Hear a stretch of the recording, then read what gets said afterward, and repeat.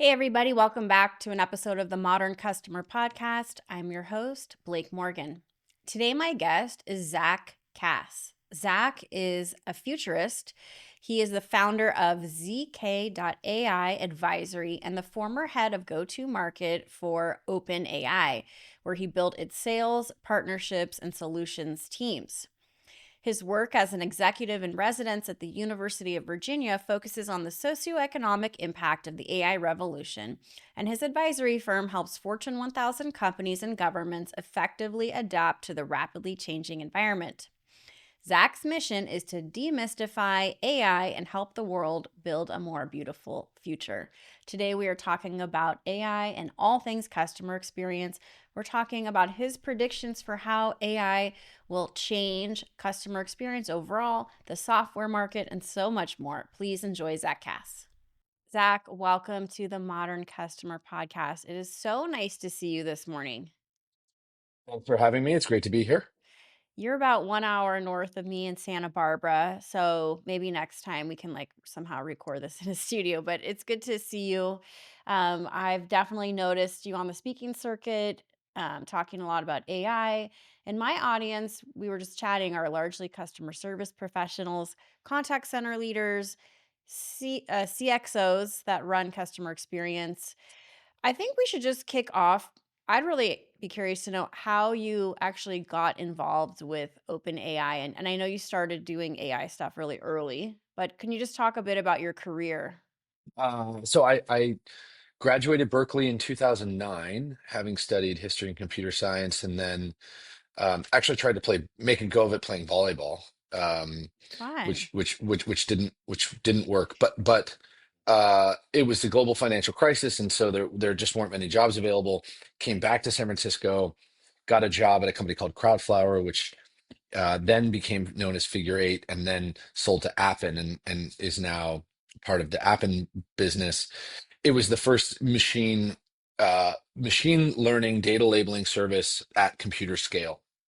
And so it was a quality layer on top of Amazon's Mechanical Turk, which OGs will remember was this service that Amazon built basically to reward shoppers for doing small, very rote tasks for them in exchange for Amazon points. And the Amazon team used it to improve their search algorithms and a lot of their product descriptions. So we were really early in that world, and that gave me this incredible insight and launch pad into machine learning and AI. That led me to another company also run by two Stanford researchers at the time, early in neural nets, a company called Lilt, which was doing machine translation powered by large language models. And then that led me to OpenAI. Mm-hmm. Got it. I know our audience are going to want to ask this. They're going to be interested in this, and I'm interested in this too. What was it like working at OpenAI? What was the culture there? I mean, I would describe it as one of the honors and joys of a lifetime. I think, yeah, you know, I got called when I left by a lot of journalists looking for dirt. Now it's like, look, I have bad news. I have very Hmm. disappointing news for you. I have only raving positive things to say about the experience because it truly is a once in a generation company that proved a lot of things. But one of the most amazing things about working in OpenAI, in addition to the talent concentration, is the optimism and positivity. It is a company that radiates positivity and a culture that has, I think, done as much for the I mean, and obviously, some people may disagree with me, but has done as much for the sort of understanding, the global understanding of AI, as it has for actually AI research. I mean, and so one of the incredible things about being at OpenAI is not only were we building AI research, we were shipping AI products, which is just not something that Google and Meta and others were doing, even though they had the ability to do so. So I would describe it as an amazing place that sparked this incredible fire that now you know the world is appreciating as this AI gold rush, but also a place where I made a bunch of amazing friends and learned a whole lot, and yeah, just we'll never forget. So I spent some time down the rabbit hole of your talks and like watching your keynotes, and you're clearly an optimist. You're excited about the potential for AI to make people's lives easier and better. You've said it's going to reduce suffering, increase joy, solve fusion, cure cancer, nanotech, quantum computing, diabetes, cure diabetes, like a lot of very positive things. This is a customer service podcast, so we'll kind of stay in our lane. But I mean, why do you think that AI is good overall for customer service and experience as an industry? So I guess maybe before we talk specifically about customer service, and we can talk plenty about it, I have a lot of thoughts. But what's important to acknowledge, anytime I'm engaged with someone who doesn't believe that the world is getting better. So either they see themselves, some of these people will describe themselves honestly as pessimists or cynics, and some of these people will describe themselves as realists. They say, "Look, I just see it as it is." And I say, "That's interesting. Tell me more about how you see things today versus how you would have seen them 100 years ago, or 1,000 years ago, or 10,000 years ago." Because Mhm. from my vantage point, having studied history and having also studied technology, it occurs to me that the world gets better all the time, and that in fact, recently the world has started getting better at a much faster rate, and that we now live in a world that is actually that where the standards are so high that any short-term regression in any of these things, it causes like incredible outcry. And I'm not arguing that the world is a perfect place by any means. In fact, I would argue that the world has so much more to improve upon. I would also remind everyone we crawled out of caves at one point. I mean, I would, depending on exactly what you believe, humans definitely came from a far more rudimentary place at one point. And what's clear is that we basically measure progress on how free are people and how inexpensive are goods and services. And we Mhm. are getting more free all the time, people on Earth, and goods and services are getting less expensive. And Mhm. these things are actually somewhat correlated, it turns out, because it's very hard to run a very unfavorable government when the economies get better, because people start looking around and saying, "Hey, I don't want to live in a prison Mhm. when I can enjoy so many luxuries." So my view on the world is simply that it gets better all the time, and the onus is on someone who believes it's getting worse to actually argue. And I also think it's somewhat egotistical to say we are the peak of civilization. I take this look that in fact we're very very early in our species journey, and that there's a lot more to go. So that's just for the listeners' edification, just to admit my priors. This is what I believe, and so anyone sitting there saying, "Well, this guy's crazy and or naive," again, my challenge is simply, you need to prove that the world is getting worse, and that requires actually, remembering that 20% of the world's poverty population, 20% of the population that was impoverished has been taken out of poverty over the last 30 years. And you really have to start to question what you believe is great versus what you've come to expect as sort of standard.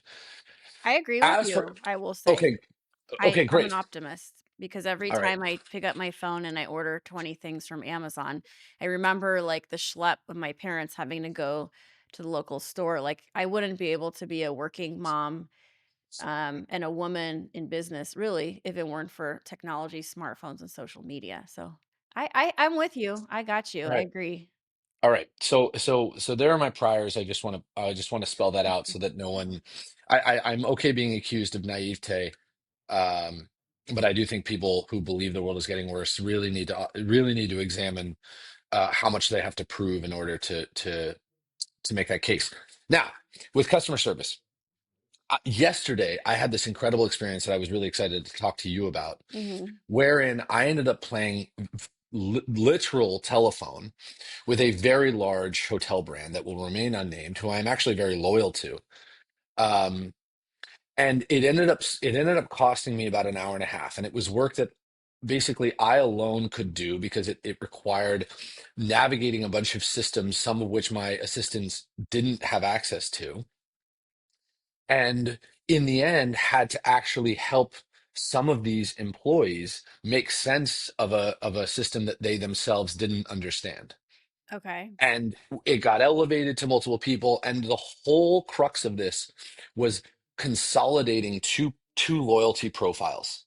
One of them had been sort of established rogue at one point, and the other, was my primary one. And this one had been accruing some night stays, and it sort of broke the system when I had to make these things work. And it required that I actually call multiple hotels to get receipts Sounds and then terrible.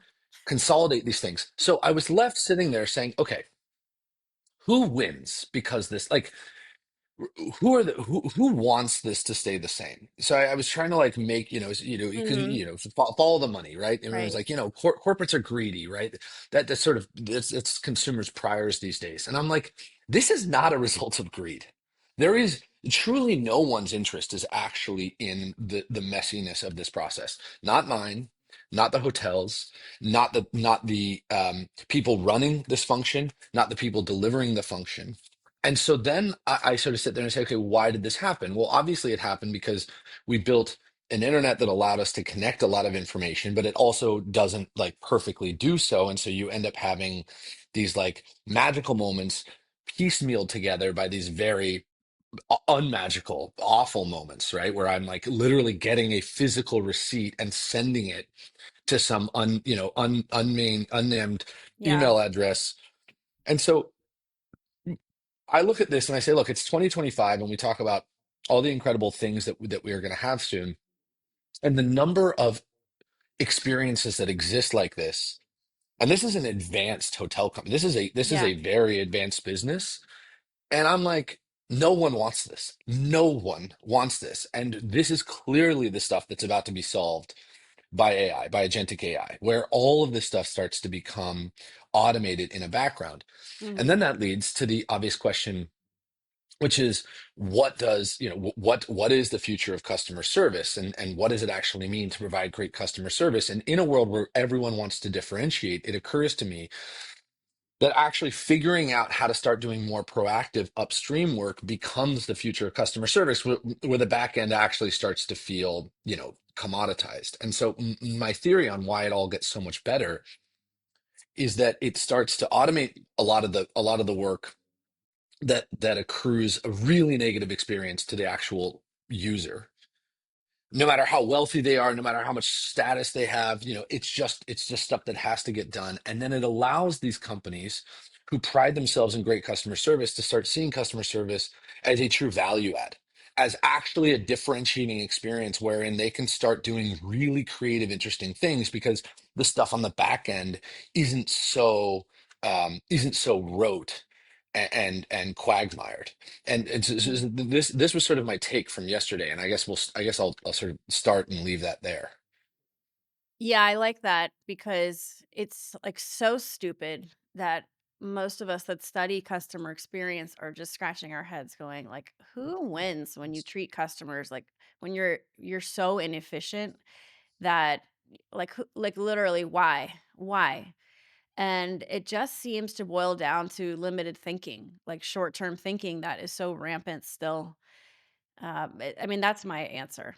Do you think it's limited thinking? Is that, I mean, you know this way better than I do. Like, is this Yeah. hotel broken in this series of processes because someone hasn't thought about it enough? For customer experience to work, the whole way the company is run has to change. Like the way they measure success, like how siloed these companies are, anything with the word customer in it is seen as a cost center, the way technology purchases are made, the way success is measured, if I haven't said that already. And it reminds me of the CTO of Sephora who did their digital transformation, Ali Bauhaus, who before doing any technology implementation, he had to knock all the walls down of the whole company, metaphorically, because the e-commerce competed with the stores and the app, and all the divisions were competing for money. And he Mm, had to knock them all down to create new KPIs to where the teams wanted to work together and create a seamless zero friction view around the customer. mm. But I mean, it boils down to how these hotels, they probably compete and they don't share data across all the hotels. And there's all these companies are so big. It's probably a Well, hotel brand with like 50 different hotel brands within it. And you have different accounts for each hotel. that is right, but then I did some digging and discovered that the hotels that I was staying at were owned by the brand itself. Yeah. So then the question is why yes, maybe the issue here is simply the company needs to redesign its incentives so that the individual hotel managers don't feel like they're competing with each other and therefore are more incentivized to aggregate data. But if that's actually their problem, then you're right. Like the limited thinking. I mean, that's such an incredible misaligned incentive. I don't even know, where to begin. My sense, and again, maybe this is wrong, is that this was simply a result of people not having actually invested the time to solve this problem because it was deemed either an edge case or a problem that just couldn't be solved simply. That it's like one of these things that we simply live with as like technical debt, which by the way exists in lots of software companies. I mean, so many software companies in the world have bugs that are known bugs or terrible product features that the head of product has simply said it's just not important enough. We know that people hate it, and we have too many other things to do.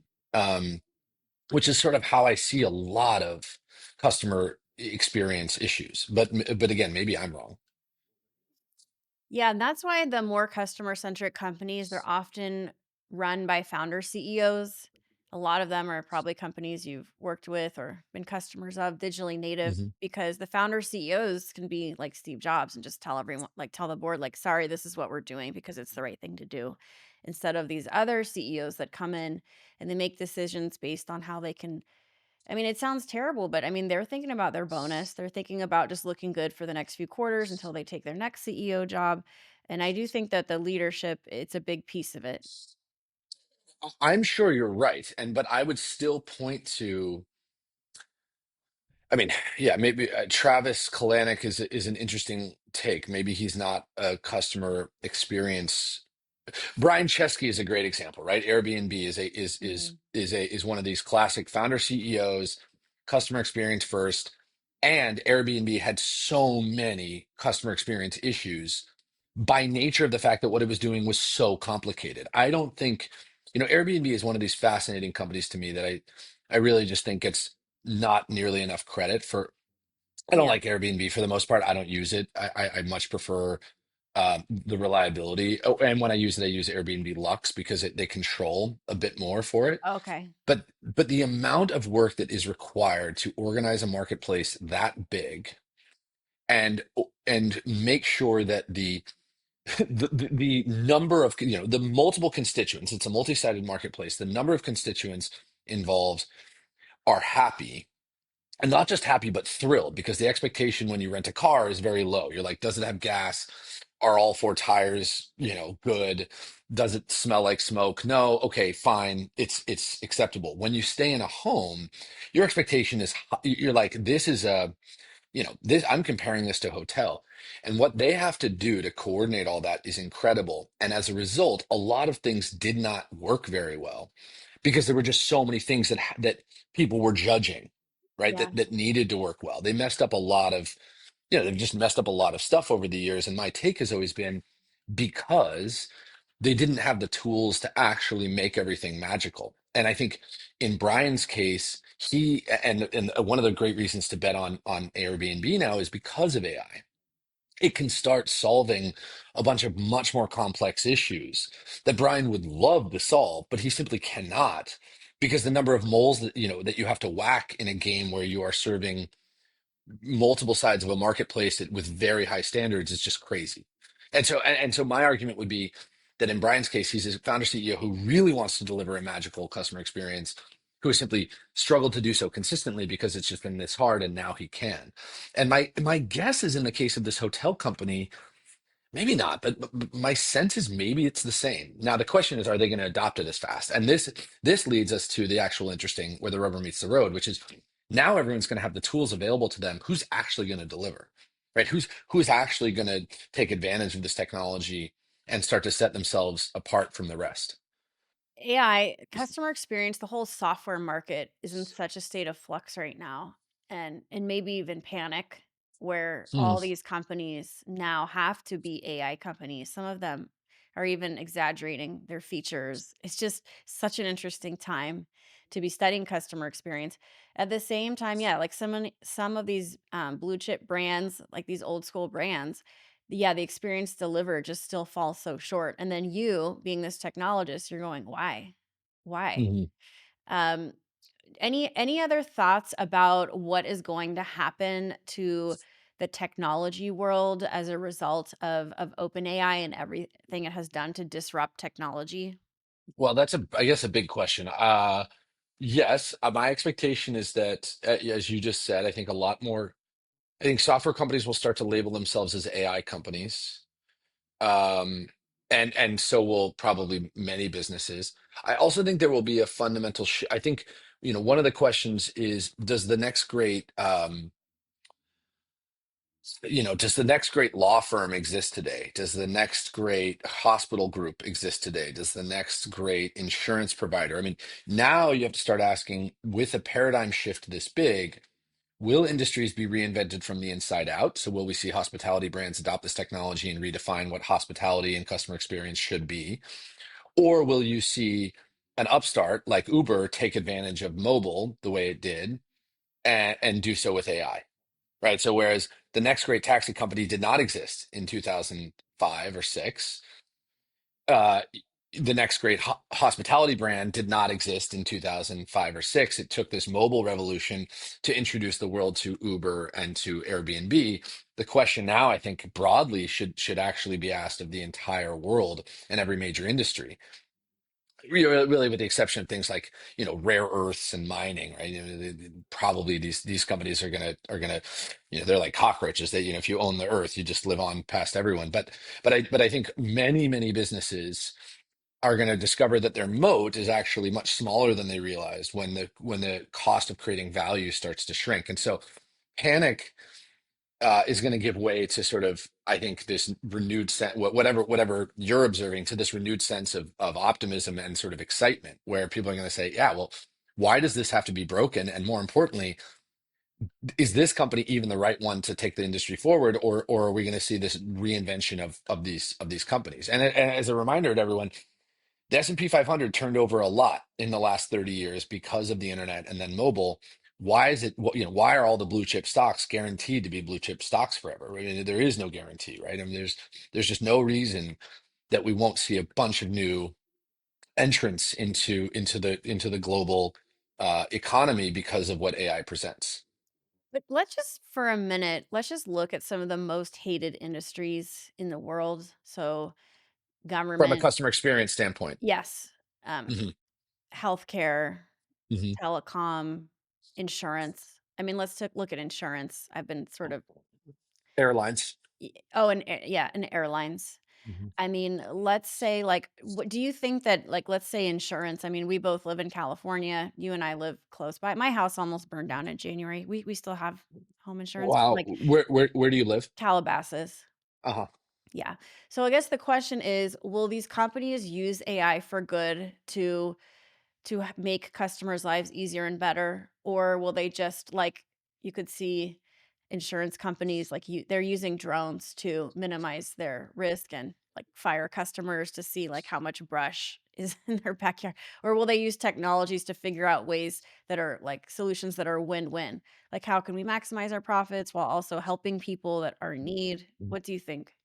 Well, here is where I'll have to show some political colors, and maybe I'll lose some people, maybe I'll win some followers. But if you want to know the risk of a company's ability to operate in a predatory way, you only need to ask how much lobbying exists on behalf of that industry. And therefore, how much regulation is actually designed around the industry. And the part of the reason that insurance is so broken is because it is so regulated. There Mhm. are a few companies in the world, in the United States, that have basically created this oligopoly and convinced us all that the insurance will only work if a few entrants can exist, and the amount of lobbying dollars spent in healthcare and insurance basically dwarfs that of most other industries. Um, and so, energy is sort of up there. Defense is obviously up there. And so what you discover is you start to, if you want to red pill yourself a little, or if you want to sort of explore this, is you really only need to go and figure out where is the money being spent by lobbyists in DC, and it's a bipartisan effort, right? I mean, both sides of the aisle are equally susceptible to lobbyists. If you actually peel back the opportunity for new entrants and for people to sort of change and revolutionize industries, then you start to answer the question, how much will this technology meaningfully impact, and how much will the profits and the value be distributed to the marketplace? And we started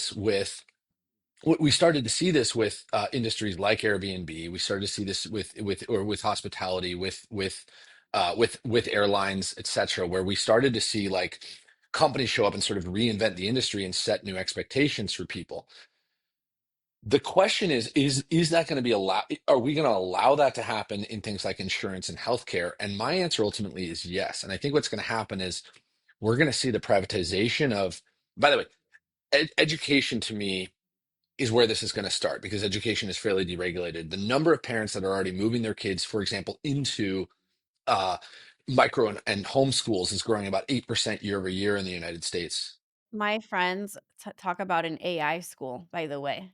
They wanna pull their kids out of public school and put them in these, like, AI programs where a few hours a day, they're training with AI, and then the other hours, like, they're doing incredible Is things. it Alpha School? I don't remember the name, it's in Texas right now, and if we Yeah, can get Alpha School. 50 It's families, a, because a lot of us don't really like the it's Alpha School. school curriculum. So Mackenzie Price is a genius, and what she is building is incredible. They're opening one in Santa Barbara.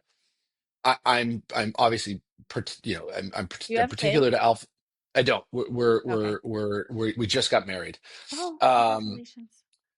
but the Alpha School model, and again, I don't want to. I don't want to leave people. I don't want to wander too far off the Yeah, we reservation here.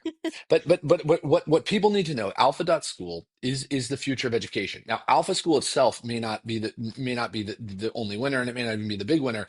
But what it is proving is that the tools required to educate children scholastically in a much more efficient way now exist. AI powered private education, AI powered one on one tutoring specifically, is going to be the future, wherein we can do much more interesting scholastic learning in a much smaller window and then let the child explore the world in a Mm. social life skill sense in a much larger window. And my wife's a first grade Waldorf teacher.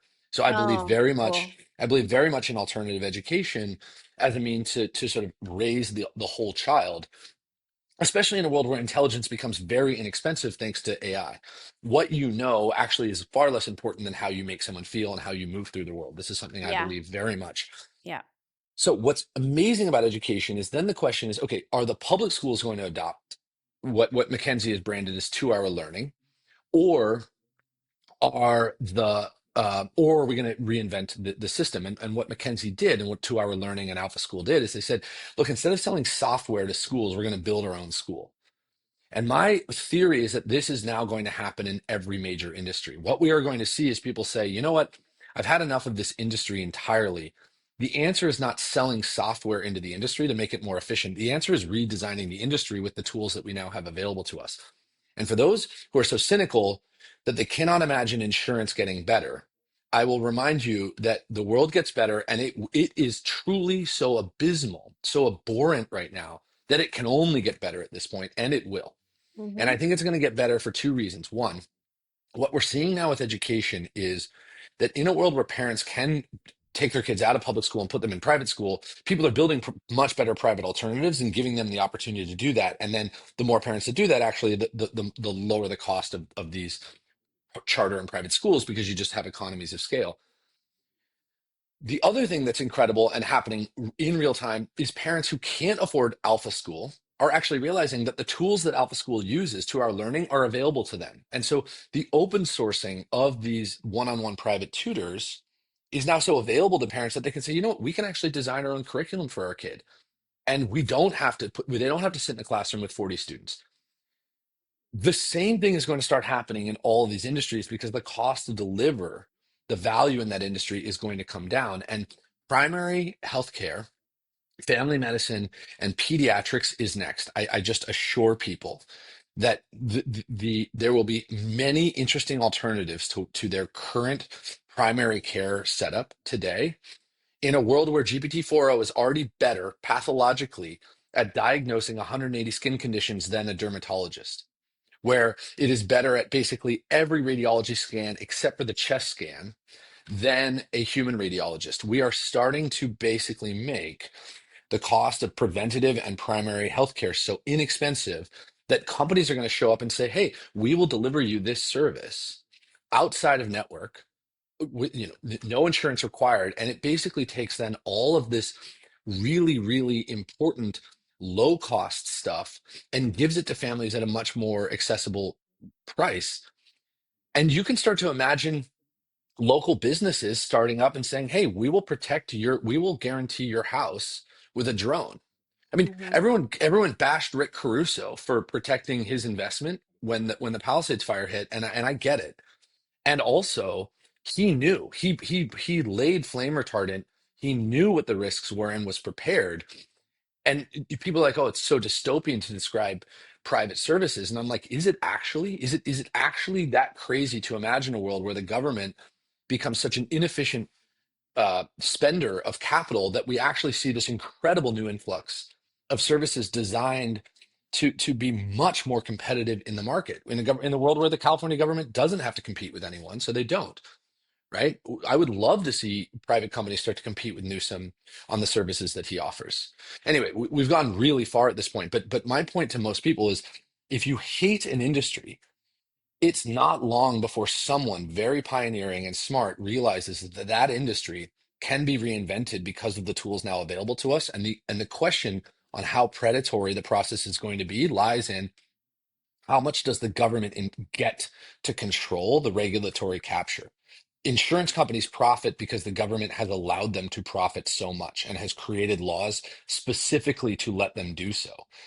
And if we actually create a competitive marketplace, what would the outcome look like? And I think we're going to find out over the next 20, 30 years.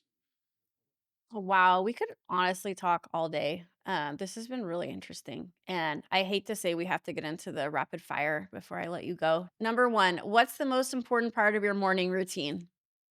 Waking up and kissing my wife. Aw. What do you do to relax at the end of a hectic day?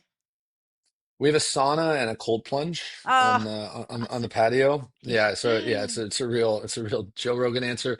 Or we live in Santa Barbara, and so we'll often take a walk down State Street. Oh, awesome. What show are you currently streaming? I have not watched a show. I've not watched a season of a show start to finish since Game of Thrones, and but because I just don't watch a lot of TV.